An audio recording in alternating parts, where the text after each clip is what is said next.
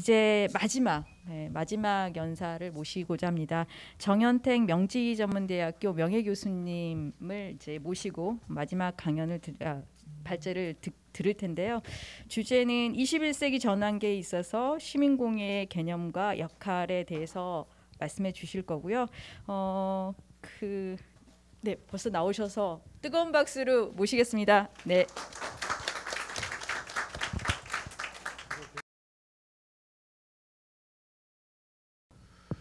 정윤택입니다. 지금 나간 선생님 또 이 강의를 들으니까 야, 이게 또 헷갈린다. 갑자기 정말 딴 세상 갔다 온 것 같고요. 그래서 사실 좀 이제 저 같은 사람들이 이제 소위 이제 디지털 기술의 양극화도 있거든요. 예, 이제 워낙에 뭐 지금 뭐 5차까지 나고 있다 그러니까 저는 아직도 뭐 4차도 잘 이해 못 하고 있는 상황에서 저 같은 사람들이 이제 디지털 양극화에 저 마이너스 어디가 이제 박혀 있겠죠. 자, 오늘 제가 드리고자 하는 말씀은 조금 더 그 현실에 좀 더 우리가 집중해서 봤을 때 우리가 뭔가 해결해야 될 어떤 그런 큰 과제, 시대적 과제, 그 안에서 공예가 과연 어떤 역할을 담당할 수 있을 것인가. 그리고 이제 구체적으로 그거를 하는 데 있어서의 어떤 주체가 전문적인 공예인들뿐만 아니라 일반 시민들의 공예 활동, 저는 이제 그걸 이제 시민 공예가라고 이제 지칭하고 있습니다만은 이런 것들에 관해서 한번 좀 말씀을 좀 드리도록 하겠습니다. 요즘은 뭐 위기 시대라고 하는 말을 굳이 뭐 언급하지 않아도 이미 지금 이 공간도 보이지 않는 어떤 그 위협적인 존재 때문에 저희가 이렇게 다 마스크를 쓰고 있는 이런 정말 예전에 정말 전혀 겪어보지도 못했던 일들을 지금 우리가 지금 현재 경험을 하고 있습니다. 근데 이제 보통 이제 우리가 위험하다라고 하는 거가 뭐 아주 새로운 말은 아니죠. 근데 적어도 우리가 이제 위험 사회라고 하는 말로 이 위험이라는 의미를 담을 때는 좀 다른 게 뭐냐면, 예전에 이제 우리가 전산업 사회에 있어서 위험하다라고 하는 말은 이건 좀 개인적 차원에서 어떤 자신의 목표를 달성하기 위해서 부차적으로 따를 수밖에 없는 어떤 운명적으로 감수할 수밖에 없는 차원에서의 위험입니다.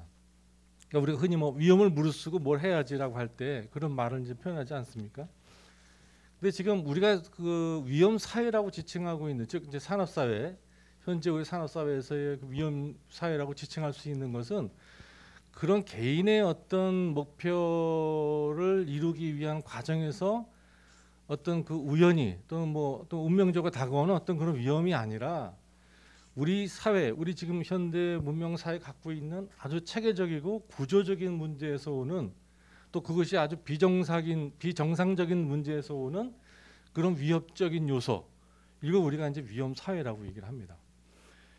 그래서 이제 그 독일의 그 사회학자 울리백 같은 사람이 이제 되게 특이한 것은 뭐냐면, 그 중에 하나가, 특이한 여러 가지가 있는데 그 중에 하나가 보이지 않는 위험이라는 거, 보이지 않는 위협. 예. 그러니까 지금 우리가 지금 이 코로나 사태가 바로 그걸 지금 얘기하고 있다고 봅니다.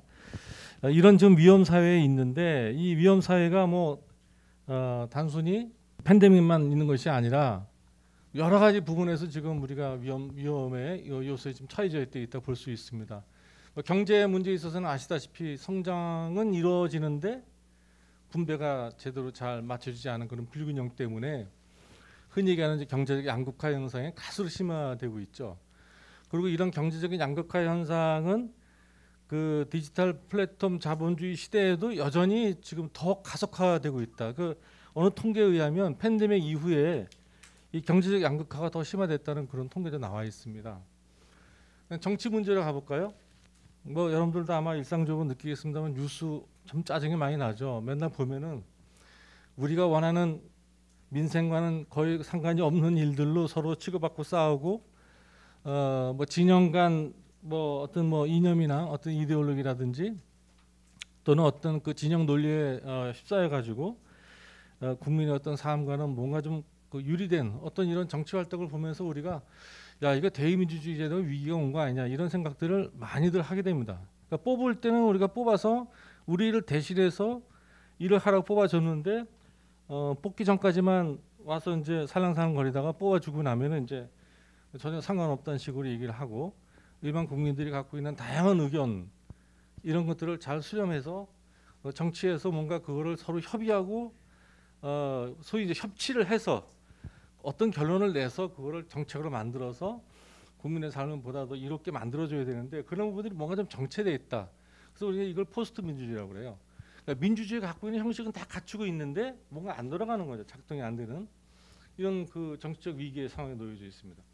환경은 뭐 제가 더 말씀 안 해도 우리가 현재 겪고 있기 때문에 더 말씀 안 드려도 될 것 같은데 제일 또 중요한 문제가 이제 일자리 감소입니다. 일자리 감소. 사실은 제가 며칠 전에 어떤 그 신문에 컬럼을 하나 읽었는데 사설 읽었는데 그 사설 쓴 사람 되게 재미있는 얘기를 했는데요. 디지털 시대에 들어와서 일자리 감소된 게 아니다. 일자리가 늘고 있다. 근데 어떤 일이냐? 예를 들면 이제 쿠팡이라든지 이런 소위 이제 배달업이죠. 예, 그런 그 유통업체.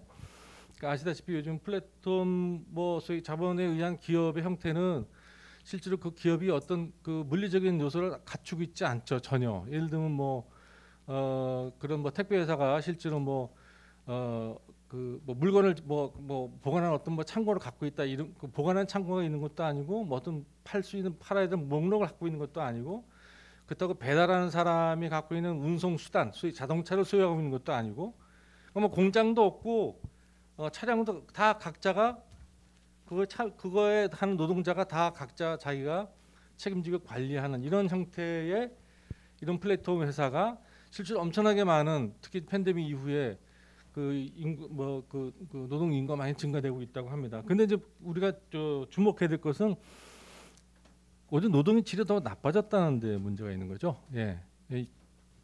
여튼간에 일자리가 전반적으로 감소하고 있다. 뭐 그렇지 않다라고 하는 얘기도 있습니다만은 전반적으로는 감소하는 추세가 맞다고 봅니다. 2020년도에 이제 그 나온 통계인데요. 일자리 감소가 우리나라 경우입니다. 우리나라 경우가 2020년대에 2,300만 개가 일자리가 있었는데 2030년에는 이게 1,600만 개로 그러니까 한 700만 개 정도 일자리가 준다라고 이제 그 예측을 하고 있습니다. 물론 이게 뭐 숫자적으로 정확하게 많으냐 안 많으냐라고 우리가 단정해서 얘기할 수는 없습니다만은 전반적으로 일자리가 줄어가는 것은 어쩔 수 없는 추세인 것 같습니다. 자, 근데 이렇게 노동이 이제 없어져가는 소위 이제 노동 종말의 시대에 우리가 지금 처해져 있는데, 근데 이제 문제는 과거에 우리가 이제 예전에 이제 산업혁명 이후에 소위 인간과 그 기계와의 관계 갈등도 당연히 있었습니다. 그래서 아시다시피 영국에 러다이트 운동이 있었죠. 기계 파괴주의 운동 같은 거. 그런 이제 소위 기계와 인간과의 어떤 그런 사회적 갈등이 상당히 심화된 적이 있었고, 사실은 그 이후로도 결국은 기계와 인간과의 관계가 썩 원만하다고 볼 수는 없습니다. 근데 그렇지만 적어도 그 이전까지는 여전히 그래도 기계는 인간의 노동력을 대신할 수 있는 보조할 수 있는 보조 역할 차원에서였어요. 그게 이제 어느 정도 수위로 넘어오느냐 안 넘어가지고 이제 서로 치고받고 했던 것이죠. 근데 지금 4차 산업혁명 시대에서는 문제가 뭐냐면 기계가 인간의 노동력을 그냥 다 대체한다는 데 큰 차이가 있습니다. 그러니까 예전에는 그 보조 역할을 했을 때는 새로운 기술이 생기거나 하게 되면은 거기에 따라서 새로운 또 신종 직업이 생기게 돼서 노동자들이 어떤 수평 이동이 가능했습니다.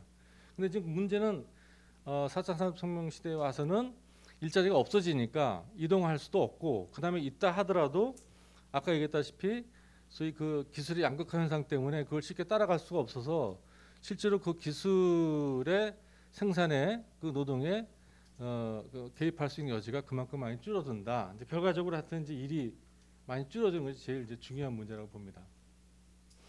근데 이 노동의 이 끝을 종말을 바라보는 관점을 한번 좀 살펴보면은, 우선 우리가 노동이 이제 끝난다, 할 수가 없다, 우리가 일자리가 없어졌다 하게 되면은 우선 생존의 위협을 느끼게 되겠죠. 왜냐하면 우리가 소비할 수 있는 돈이 없으니까.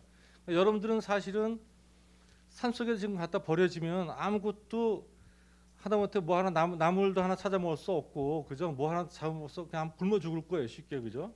그래서 이제 생존 기술이 전혀 없어요 우리는.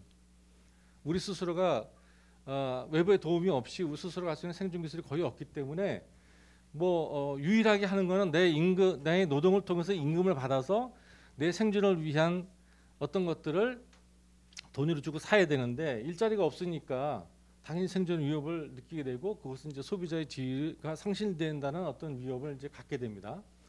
또 한쪽에서 보게 되면은 이거를 또 아주 부정적으로만 보지 않고 이거를 하나의 노동 해방의 형태로 봅니다. 근데 이 노동 해방의 형태라는 것이 어떤 노예적인 노동으로부터 해방된다는 어떤 그런 의미가 아니라 진짜 노동으로부터 그냥 벗어나는 겁니다. 그리고 그 노동은 임금제 노동을 의미합니다. 그러니까 임금제 노동이라는 것은 어떤 특징을 갖고 있냐 그 이전과 이후로 보게 되면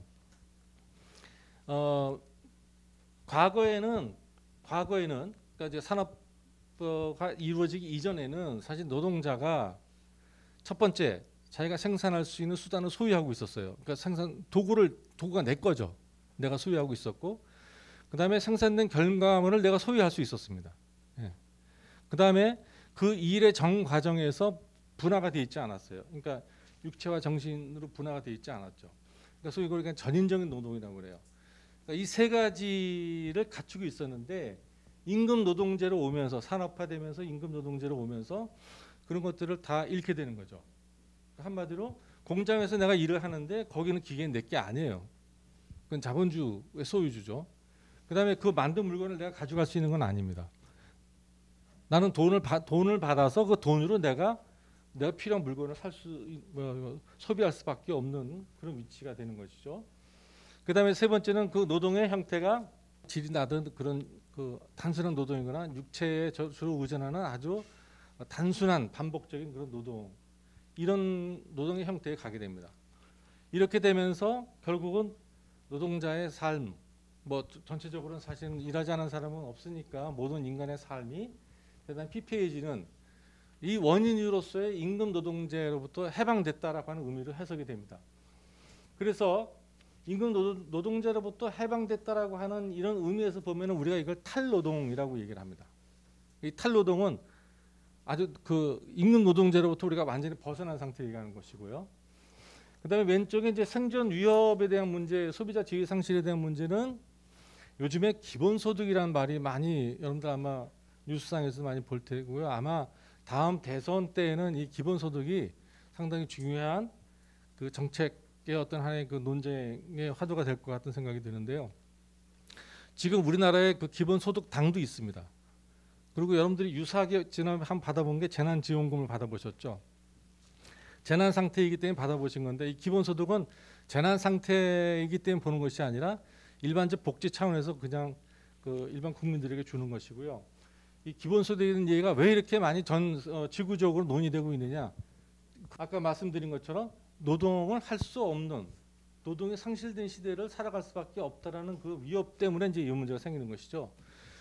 그래서 그 선거를 제일 잘하는 그 스위스 같은 경우에도 이거를 한번 투표에 한번 그 국민 투표에 붙인 적이 있는데 거의 7대3으로 졌어요.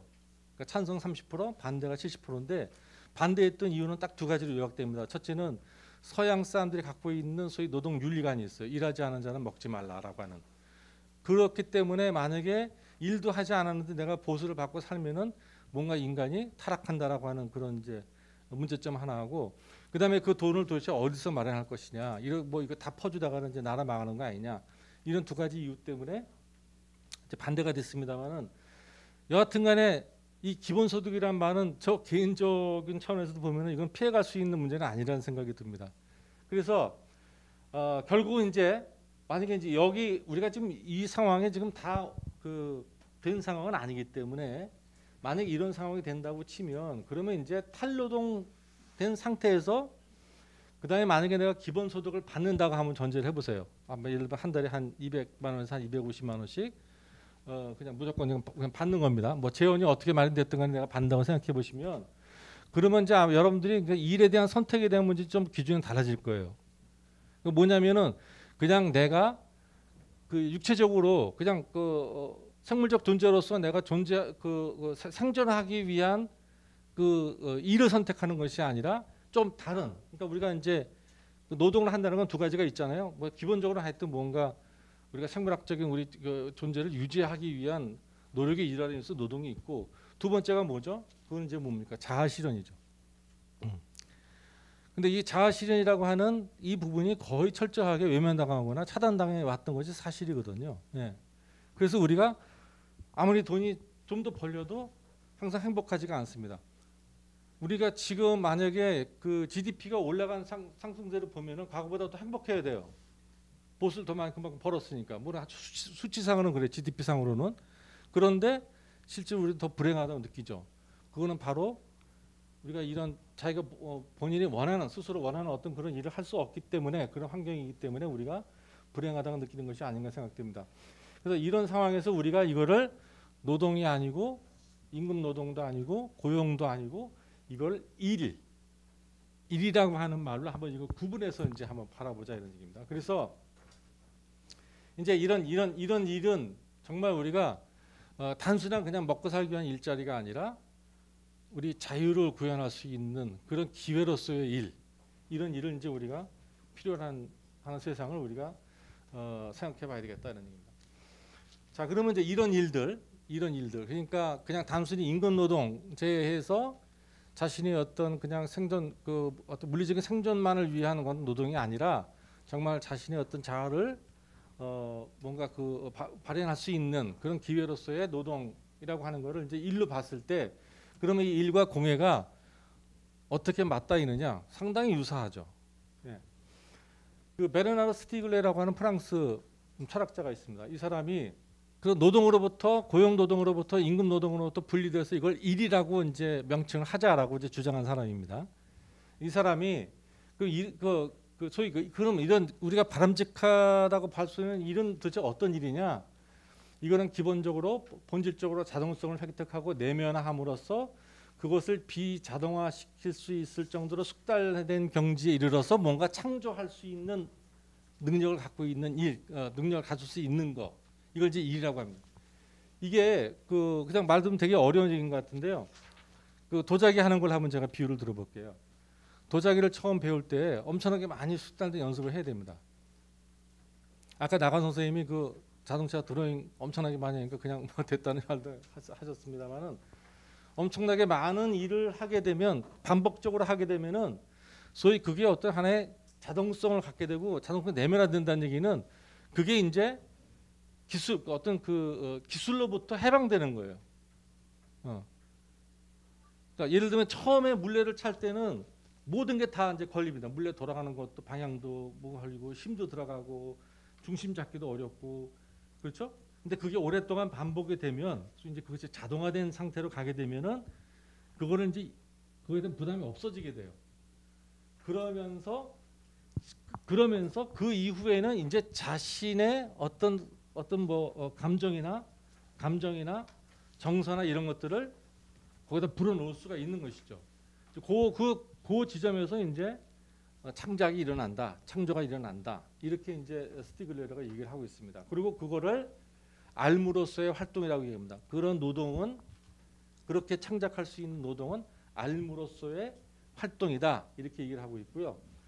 이 활동이 그냥 개인에게만 이바지되는 그런 활동이 아니라 나아가서는 타인들과도, 또 타인들이 어떤 독특성, 그러니까 타인의 개성을 또 수립하는 데도 뭔가 도움을 줄 수 있는, 이바지할 수 있는 그런 사회적 차원에서의 알므로서의 일로 이렇게 구성되어 있다고 얘기를 하고 있고요. 이런 내용들은 사실 우리가 일반적으로 공예가 얘기하고 있는 그런 노동의 형태와 아주 유사하다고 볼 수 있습니다. 자, 그러면 이제 우리가 일이라고 하는 거를 이제 공예라고 하는 개념을 한번 이렇게 연관시켜서 한번 생각해 본다면은, 자, 그러면 아까 말씀드렸다시피 탈노동 시대라고 제가 말씀드렸죠. 그럼 탈노동 시대에 있어서는 이제 이것이 어떻게 될 것이냐? 저는 개인적으로 이제 이것이 자가 생산이 좀 더 보편화되는 어떤 그런 세상으로 가지 않을까, 이렇게 좀 생각을 하고 있습니다. 이 자가 생산에 대한 개념에 대한 얘기는 사실은 제 개인적인 생각이 아니라 사실 오래전에 이와 유사한 어떤 근원이 되는 그런 이론과 주장을 펼친 사람들이 있습니다. 뭐 그 칼 막스 같은 사람들은 자가 생산이라는 말보다 이제 자기 생산이라는 말을 썼습니다만은 결국 이제 노동을 통해서 인간이 갖고 있는 어떤 생명 발현을 한다는 것에 주안점을 두고 이제 이 자기 생산을 강조했죠. 근데 이제 자기 생산이라고 하는 말과 이제 자가 생산이라는 말을 제가 이렇게 한번 곰곰이 따져봤더니 사실은 같은 말이면서도 약간 좀 뉘앙스가 다른 건 있어요. 그러니까 이제 자기 생산이라고 하는 거는 생산 과정에서 어떤 주체성을 강조한 거라면은 제가 얘기하는 자가 생산이라고 하는 거는 생산 단계에 있어서 주체성도 중요하지만 그게 소비로 자기 자가 소비로 이루어지는 거. 그러니까 자가 생산이라고 하는 거는 자가 소비도 포괄해서 하는 말로 이해하시면 되겠습니다. 그다음에 잘 아는 이제 윌리엄 모리스 같은 사람도 결국은 이제 모든 노동자가 예술가가 되는 세상을 얘기하면서 또 다른 말로 얘기하면은 노동자의 일상적인 삶과 그다음에 그 노동을 통해서 어떤 창조적인 어떤 삶이 서로 결합되는 어떤 이런 사회를 주장을 했습니다. 그래서 스스로가 다 손으로 만드는 걸 되게 강조했죠. 그다음에 좀 더 올라가면은 18세기로 올라가면은 실러라고 하는 미학자가 있는데 이래서 뭐 극작가이기도 합니다만 독일에 이 실러가 그 문화예술 활동을 되게 중요하게 생각합니다. 근데 이걸 중요하게 생각했던 것은 이제 이런 걸 해야지만이 자율성을 획득할 수 있다라고 얘기하는데요. 실러가 이런 생각을 특별하게 했던가 문화예술 여기 뭐 당연히 공예가 들어갑니다만은 이런 문화예술 활동을 통해서 자율성을 획득할 수 있다라고 봤던 그 시대적 배경은 뭐냐면 실러가 살았던 시대 그 당시에 프랑스 혁명이 막 일어났던 시대입니다. 프랑스 혁명이 막 일어나는데 너무 부러운 거예요. 자기 입장에서 봤을 때는 왜냐하면 정말 그 소위 이제 인간 해방이 이루어지는 거죠. 군주 제도에서 벗어나서 인간의 어떤 자유와 평등과 박애라고 하는 이것을 구현하고 있는 이 혁명의 과정을 너무 부러웠죠. 부러웠는데 한편은 되게 걱정스러웠던 건 뭐냐면 너무 폭력적이에요. 뭐 사람 죽어나는 건 아무것도 아니고 뭐 이게 뒤집어졌다 이렇게 됐다가 엎치락뒤치락하면서 사회가 너무 혼란스럽고 너무 이제 불안하게 가니까 실러가 이런 생각을 합니다. 비유적으로 시계를 그러니까 사회를 시계로 비유하면 시계를 고쳐야 되는데 이 시계를 멈추지 않고 고칠 수 있는 방법은 없을까? 이런 생각을 하게 됩니다. 그럼 그걸 하기 위해서 뭐가 필요하냐? 그거는 이성보다 감성에 대한 부분이 감성적 활동이 더 훨씬 필요하다고 본 겁니다. 그러니까 이성적 활동보다는 감성적 활동을 통해서 그런 부분들이 더 그 소위 이제 시민 덕성이 이제 고양된다고 얘기를 했는데요. 그것은 이제 궁극적으로는 그 시민 개개인이 갖고 있는 문화적 자아와 그 자율성이 확보된다고 봤고 그런 시민들이 모여졌을 때에 진정으로 우리가 바라는 그런 그 사회가 된다라고 이제 실러가 이제 생각했던 거죠. 한마디로 얘기하면은 우리가 사회를 바꾸는 데는 법과 제도만 가지고 되는 것이 아니라 각각의 시민이 갖고 있는 그런 덕성, 그래서 이제 기본적인 어떤 그런 덕성 이런 것들이 되게 필요하고 그 덕성의 가장 중심축이 되는 건 자율성이고 이 자율성을 기르는 데는 이성보다는 감성적인 교육이 더 필요하고 이 감성적인 교육의 내용은 그 문화예술 활동입니다. 그러니까 당연히 거기에 물론 실러는 공예라는 말을 딱히 지칭해서 얘기하지 않았습니다. 포괄적으로 문화예술 활동이라고 얘기를 했습니다만은 이렇게 놓고 보면은 이게 뭔가 이제 스스로가 뭔가 직접 만든다고 하는 거 이런 것들이 되게 중요하다는 것을 우리가 이제 확인할 수가 있습니다. 그래서 이제 시민공예 형성 과정을 굳이 이제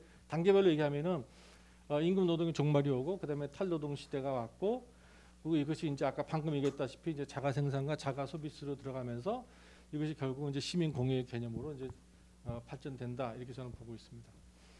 그럼 이제 시민공예의 개념과 역할을 놓고 보면은 이제 우리가 기본적으로 사회학에서 사회를 조정할 수 있는 영역 크게 세 가지로 이제 구분되고 있는데 하나가 국가가 있고요, 그다음에 시장이 있고, 그다음에 이제 시민사회가 있습니다.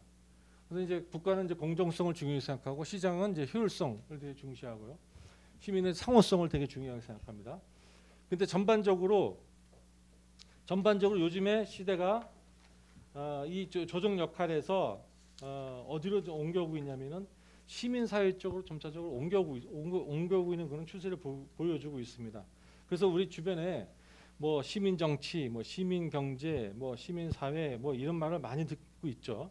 이 내용을 잘 보면은 시민정치도 보면은 결국은 대의민주주의 정치제도의 한계와 불합리성을 극복하고자 하는 정치 형태를 얘기합니다. 아까 제가 서두에도 말씀드렸다시피 뽑을 때는 와서 잘 할 것처럼 하는데 실제 뽑고 나면은 제대로 하지 않는, 그러니까 즉 민의가 제대로 반영되지 않은 이런 정치 형태, 이거를 극복하기 위해서는 시민들이 직접 정치에 나서는 거죠. 그래서 이제 그 참여 민주주의라고 합니다.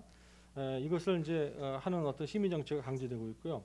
시민 경제 같은 경우에는 자본주의 주류 경제학의 오류에 대처하기 위해서 하는 어떤 경제 활동을 얘기합니다. 그래서 이 시민 경제는 어떤 시장, 자본주의 시장 중심의 어떤 그 교환 가치가 중심이 되는 어떤 그런 거래 형태의 어떤 그 경제 활동보다는 비시장적인 그런 그 형태의 그 거래를 더 중시하는 이런 경제 활동을 이제 주장하고 있죠.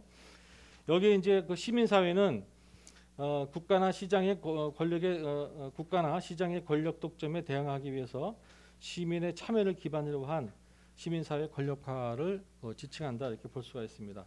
이런 관점에서 보게 되면은 이제 시민공의는 우리가 어떻게 설명할 수 있느냐? 시민공의는 노동의 종말을, 노동의 본질적 가치를 회복하기 위한 기회로 삼고, 그러니까 노동이 끝난다는 것을 아쉬워하거나 불안하거나 위협적인 요소로 생각하는 것이 아니라 오히려 우리가 임금 노동, 되게 그 임금 노동으로부터 우리가 벗어날 수 있는 어떤 기회로 삼고, 그래서 우리가 보다 더 인간적인 노동을 구현할 수 있는 그런 계기로 삼고, 거기에 시민이 뭔가 주체적으로 활동하는 것을 우리가 이제 시민공회다, 이렇게 얘기를 할 수가 있습니다. 자, 그러면 이제 시민공회의 이제 그 역할을 조금 더 들어가면은 이렇게 좀 정리를 할 수 있을 것 같은데, 첫 번째가 돈벌이 경제에서 벗어나는 것. 예. 그다음에 우리가 사실은 제일 걸리는 문제가 뭐냐면 손으로 뭔가 직접 만들고 자기가 그걸 스스로 사용하고 하는 건 되게 좋은 얘기인데, 뭐가 됐든 경제적인 기반이 조성되어 있지 않으면 할 수가 없죠. 그럼 결국 그걸 내가 팔아서 해야 된다는 얘기인데, 아시다시피 그거를 시장에서 팔아서 잘 돌아가지 않는다는 것은 우리 나간 선생님 아까 지적도 하셨습니다만은 현실적으로 너무 어려워요. 그죠? 너무 어렵습니다. 그래서 그러면 돈벌이 경제에 벗어나려면 어떻게 해야 되느냐? 아까 얘기했다시피 기본소득과 같은 그런 새로운 형태의 복지가 기반이 돼야지만 가능합니다. 그러니까 제가 이런 하나의 그 변화나 어떤 그 방향을 제시하는 것은 단순히 공회인의 노력만 가지고 된다는 의미가 아니고요. 이것이 실제로 되려면은 사회, 그다음에 그 정치, 경제 모든 부분에 있어서 어떤 변화가 뒷받침돼 줬을 때 이제 가능한 겁니다. 그래서 시민공회는 일단은 뭘 만들어서 파는, 여러분들 저기 요즘 그 뭐죠, 밤도깨비 시장인가 해가지고 일반 시민들이 해가지고 막 파는 거 있거든요. 근데 이제 저는 그게 약간 좀 불만이 있는 게, 시민들이 창의성이 너무 없어요.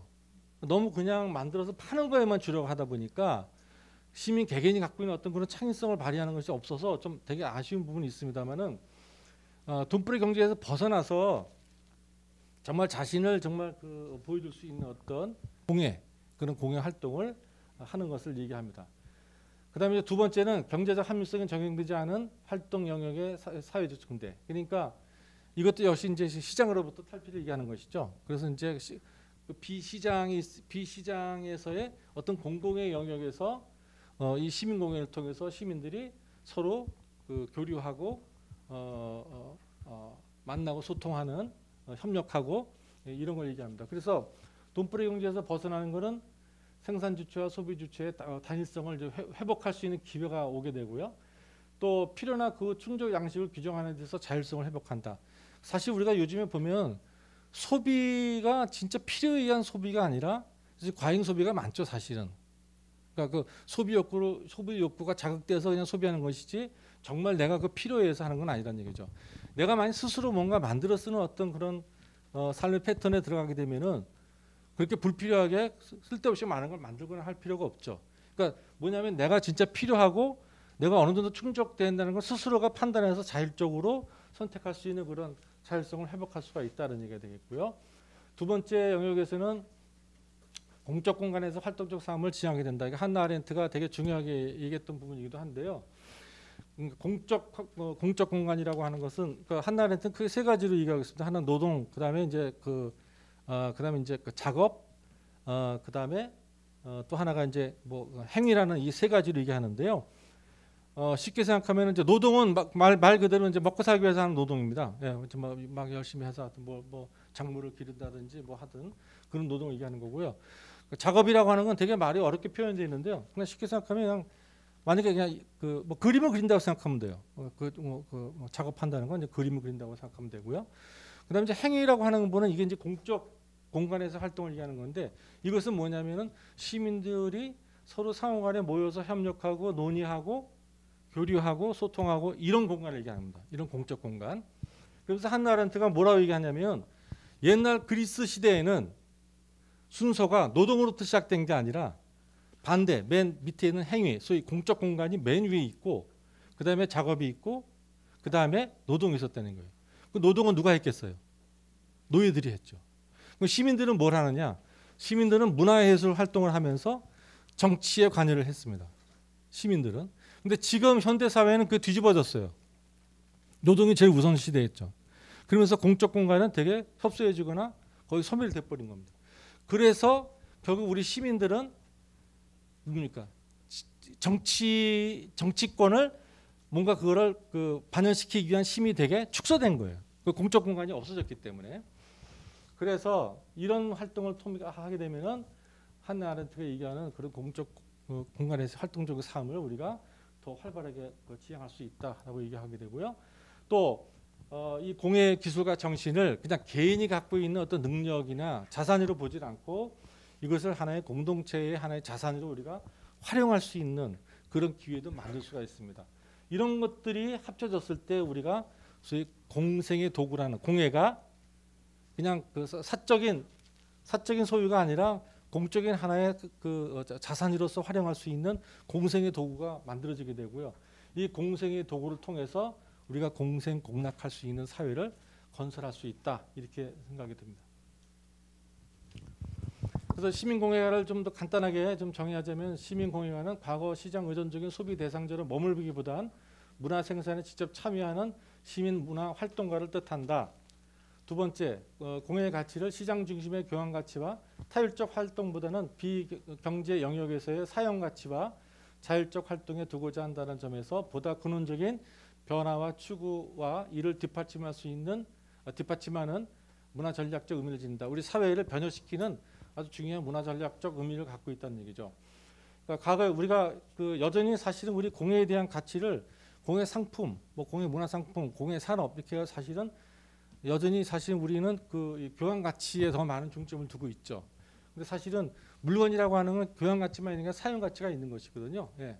그러니까 이런 것을 우리가 좀 더 공예가 갖고 있는 본질적인 요소로서의 그 사용 가치에 우리가 좀 더 다가갈 수 있고 또 그걸 실천하는 것이 이제 시민 공예가다 이렇게 얘기할 수 있습니다. 토니 플라이라고 하는 사람인데 이 사람 되게 좀 그 책을 제가 예전에 몇 년 전에 봤는데 되게 아주 급진적인 사람이에요. 디자이너들을 정치에 뛰어들라고 이제 얘기하는 사람이니까 돈 버는 사람의 그냥 매개자 역할만 하지 말고 뭔가 이 사회를 정말 바꾸고 개혁하는 그런 정치에 뛰어들라 이걸 이제 강조하고 있는 사람인데요. 이 사람이 공예에 대해서 아주 짤막하게 아주 써놓은 글을 제가 그대로 한번 퍼온 겁니다. 상당히 좀 공감이 되는 얘기인데요. 공예는 더 많은 것이 아닌 더 나은 것을 의미한다.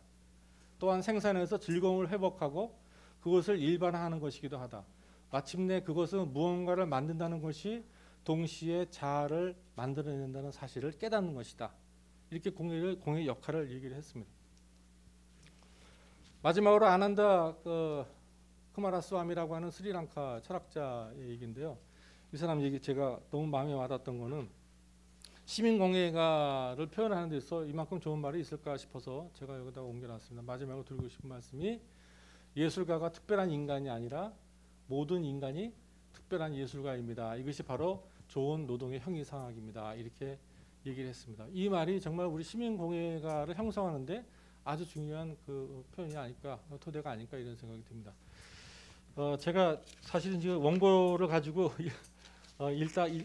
읽는 식으로 하게 되면 너무 시간이 많이 소요될 것 같아서 그냥 자유롭게 얘기를 했는데 잘 뜻이 전달되는지 잘 모르겠습니다. 제 얘기를 좀 더 그냥 간략하게 좀 정리하자면은 일자리가 없는 시대 이런 디지털 사회가 우리가 이제 접어들면서 그럼 일자리 없는 인간이 어떻게 살아갈 것이냐라는 것이죠. 근데 인간은 사실은 일을 하지 않고는 살 수가 없습니다. 근본적으로 속성상. 예. 그 일 때문에 우리가 문명을 이룬 거 아니겠어요, 그죠? 만약 일을 하지 않았다면 문명이 이렇게 이끌어질 수가 없었겠죠. 일을 해야 되는데 그럼 어떤 일을 해야 되느냐? 이제는 우리가 과거 임금 노동자로부터 우리가 억압당했던 어떤 그런 것들, 이런 것들을 우리가 이제 좀 벗어나서 정말 우리가 원하는 인간으로서의 노동으로 우리가 다시 들어서는 하나의 좋은 계기로 삼자. 이것이 제 주장이고요. 이걸 하는 데 있어서 보다 더 폭넓은 활동을 하는 주체는 전문가만이 아니라 더 중요한 거는 시민들이 여기 보다 더 많이 참여하는 이런 그 시민공회 또는 시민공회가 앞으로 이제 더 활성화돼야 될 거다. 이런 걸 제가 주장하고 있는 것이고요.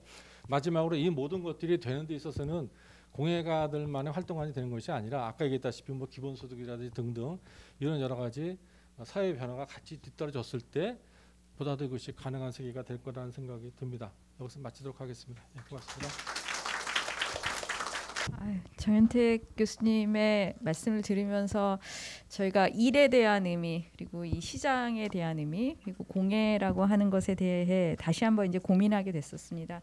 그러니까 단지 이제 개인주의적인 미학을 신성시했던 차원도 아니고 소수의 문화적 전유물에 그쳤던 그런 시대도 이제 아니고 공생공락의 이제 사회 건설을 위한 문화적 도구로서의 공예라고 하는 그 메시지들이 되게 와닿고 마지막에 지금 남겨진 그 예술가가 특별한 인간이 아니라 모든 인간이 특별한 예술가이다. 시민공예가를 규정하는 참 와닿는 말씀이라는 생각이 좀 들었습니다.